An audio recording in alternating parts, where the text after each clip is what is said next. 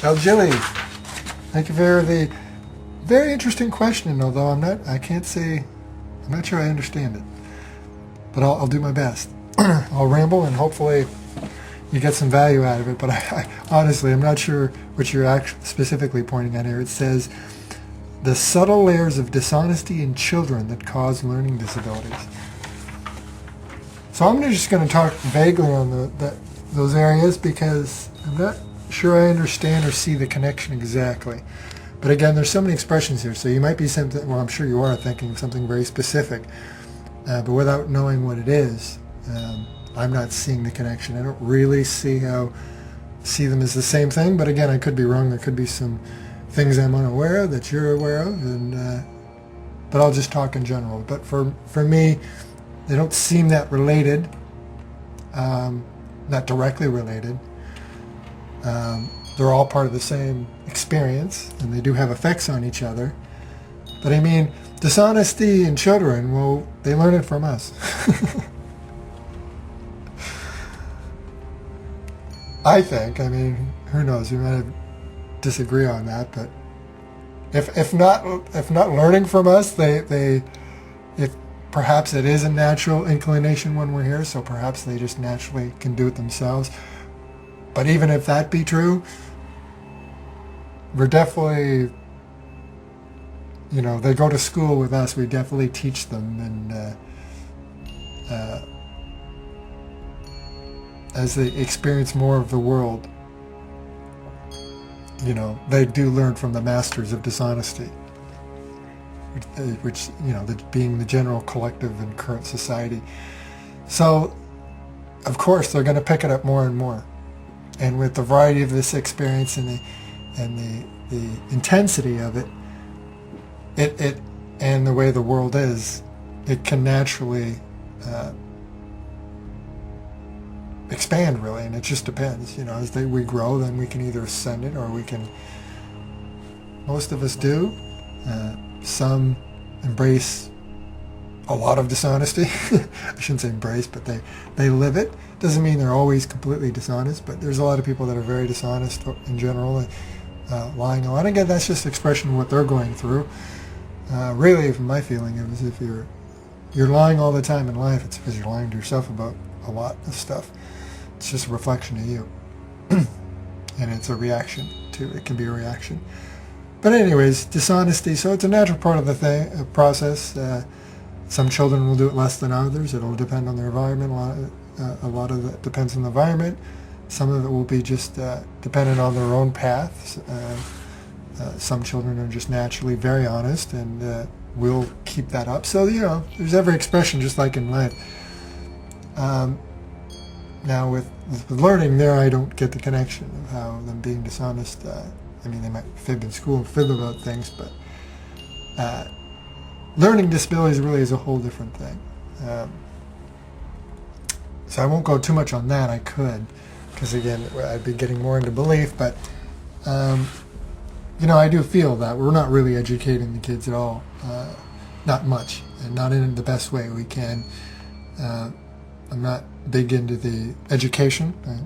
I don't really believe we're being educated. If you really look at it, we're more being conditioned to believe other people's ideas and concepts, and then to step into the system that's not working for humanity or the planet, and become a servant of that.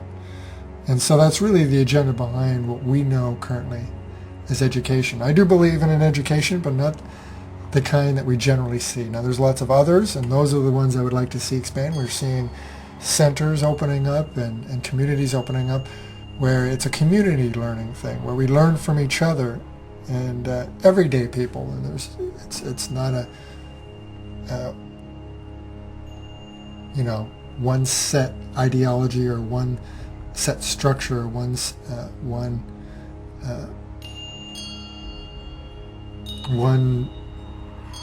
a group trying to tell other people that you should think and do and be this way. Instead, people just sharing, more of a sharing learning, where everybody is the teacher and everybody's the student.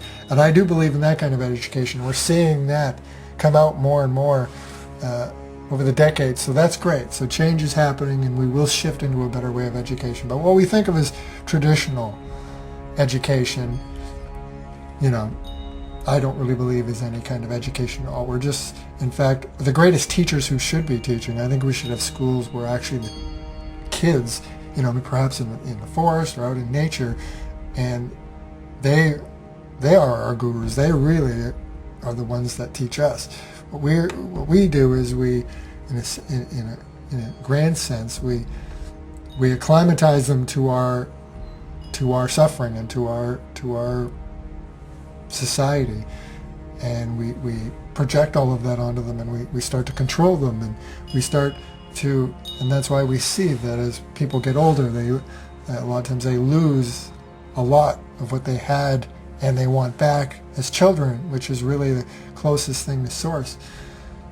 So really they are the masters. It's all baloney. I mean, to think that a child needs to learn to work for other people, to make pieces of paper so they have the privilege to eat and live, and keep a system going that's again hurting, that's not working, that's serving us or the planet. Why would we want to do that? Imposing rules. We all want freedom. Why would we then tell children to do this and do that and not be free? And that's part of what schooling is as well. And with education as well, when we talk about learning disabilities, because really all you're doing is regurgitating. You're not learning, is not just regurgitating what somebody else. Learning is for yourself. That's our greatest learning, is when you figure stuff out yourself or through doing. That's true learning. And so we all learn at different rates and in different ways. And modern education doesn't understand that, and thus we have the labels learning disabilities, but they're not really disabilities. Not in the sense. They're disabilities. I mean, they can disable, if you want to break it down shorter, they can disable the ability of the child to be conditioned and controlled. So yes. But you take that same child and you put it in an environment that works for that child. And you give the child, let the child determine what it wants to learn, etc. And in the way that it can learn, the way it thinks and the way it processes, then it will learn a lot, and it will grow, and it will shine. That child will shine. Sorry, it's not an it. But the child will shine, and we see that.